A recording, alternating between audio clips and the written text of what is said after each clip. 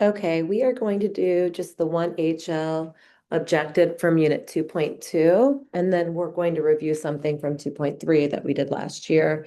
So take a moment to get your 2.2 notes and 2.3 notes ready. Okay, so 2.2, the objective for this is Handy Shamrock. This is an AO3. Discuss changes in organizational structures. For example, project-based organization or a matrix structure, which we've already done multiple times, but we're going to talk about it again, and Handy's Shamrock organization. So I am going to jump to slide 27, where we talk about matrix structure. We did this last year, but just want to make sure that you understand it again. And we did it with quality circles. Matrix structures or project-based structures are when you get a team together from multiple areas of the business, different functions in different departments. They come together to work on a specific project. The thing about matrix and project-based structures is that you grab people with diverse skill sets in different areas of the business so you can get a bigger picture of how to solve an issue, a problem, or for a committee. So for instance, in a business, typically they'll have a marketing department, a human resource department, maybe operations, looking at finance and accounting. When you build a project-based or matrix structure, you are pulling at least one person from each of those areas to come together for that specific project. This is how we discussed quality circles as well when we were looking at the operations management unit, where the quality circles, when they come together, they are in this matrix structure as well. Keep in mind, outside the matrix project-based structure, functional departments will still exist. So we will still see them exist outside of the structure.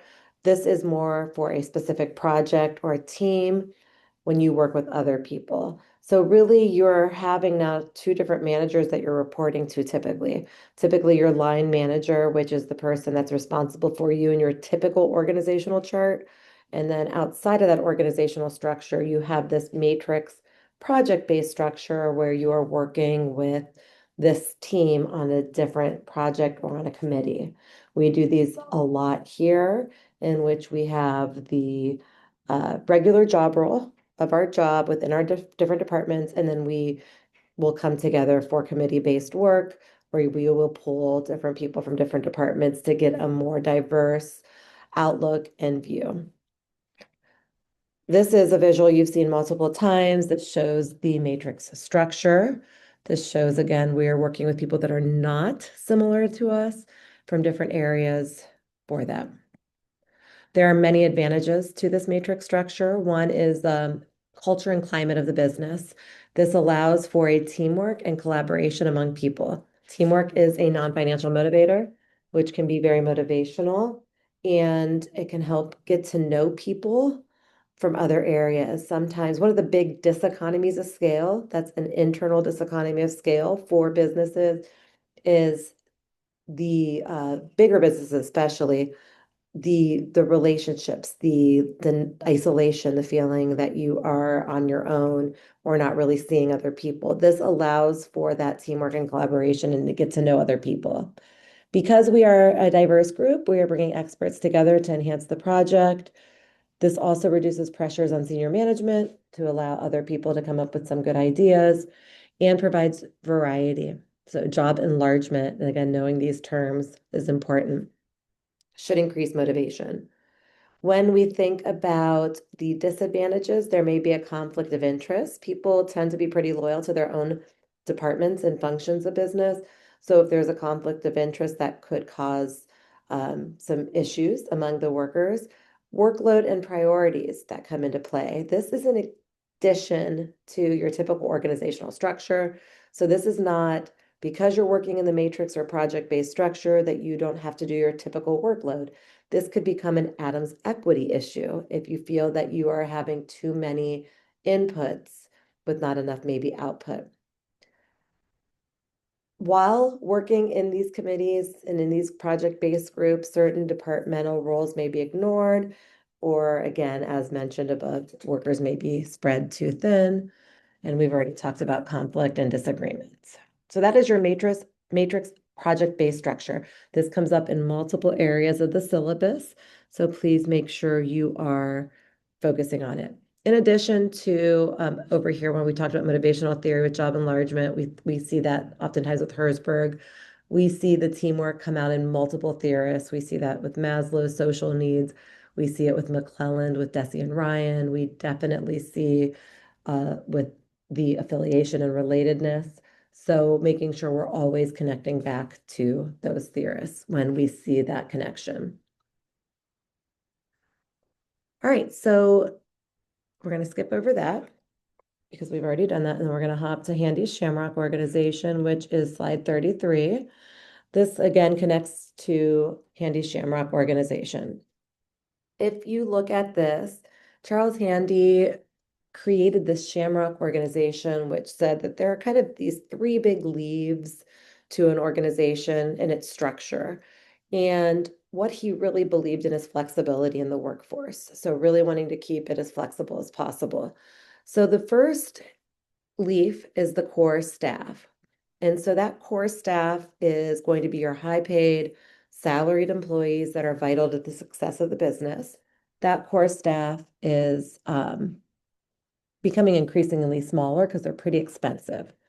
Then you have your flexible leave. This is your temporary type workers in the flexible leave. So we're looking at maybe seasonal workers, or we're looking at our part-time workers that we have that make our workforce pretty flexible. So we could say part-time workers really do a good job about allowing for shift work, and that shift work then allows us to stay open later hours. Maybe we're a grocery store or we're a fast food restaurant where we want to have that shift work be able to come in these 8-hour increments, but we have a lot of them, which allows us to maybe stay open 24 hours a day. And so we have that temporary work that is our really like our flexible workforce. Then we have our contractual fringe. So that is our contracted work, subcontracted work. So think about anybody that is subcontracted out through maybe outsourcing or bringing in consultants for certain specific areas. This contractual fringe is not going to be considered a core staff because we are then outsourcing that piece to maybe a consultant that's an expert in that area. These tend to be more cost effective than the core staff because we typically wouldn't be paying anything such as benefits for them. They're only working, it's a variable slash direct cost where we only pay for what the output is. And so again, can help reduce our costs. Same with our flexible workforce. They typically don't get a lot of those financial benefits that core staff do. And so this can allow for flexibility, but also cost savings in an organization. This works well on internal assessments that look at outsourcing versus insourcing to be able to support some of that. There are some notes. Your core is your full-time professionals, crucial to the organization, becoming increasingly smaller.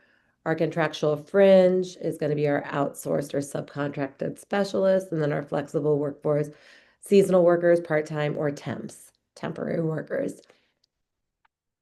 You might see some gig economy stuff here with this temp work. You also will see gig economy work with maybe this contractual fringe, like our contract workers, but this also can include outsourced. So that is each of the steps there. His core philosophy says the more flexible we can be, the better. Take advantage of changes in the external environment and how that impacts the type of workers we need with our workforce planning. Handy believed in embracing change. You know, contract work, short-term jobs, flexible jobs really are appropriate. And he also believed outsourcing non-essential work. That is 2.2's material. We will jump to 2.3. We did this last year briefly, but the objective is to distinguish between scientific and intuitive thinking or management. So we are distinguishing between that. I'm going to jump to right here. And then just show you this screen. So scientific thinking is that decision making, that thinking that utilizes hard facts to make a decision and evidence to make a decision. Intuitive thinking, on the other hand, is following intuition and gut feelings and hunches to make a decision. This connects to Hofstede's cultural dimensions as well, which really looks at the difference between masculinity and femininity. So we are thinking, okay, the masculinity piece is, based on that hard facts, evidence to make the decision, while that femininity is that intuitive gut feeling. Both are very important in business decision making. They just are very, very different. We use more of a scientific approach when we're using data and hard evidence. And intuitive, we're using more of our gut and our feelings and our intuition. Okay, that is it for this video lesson.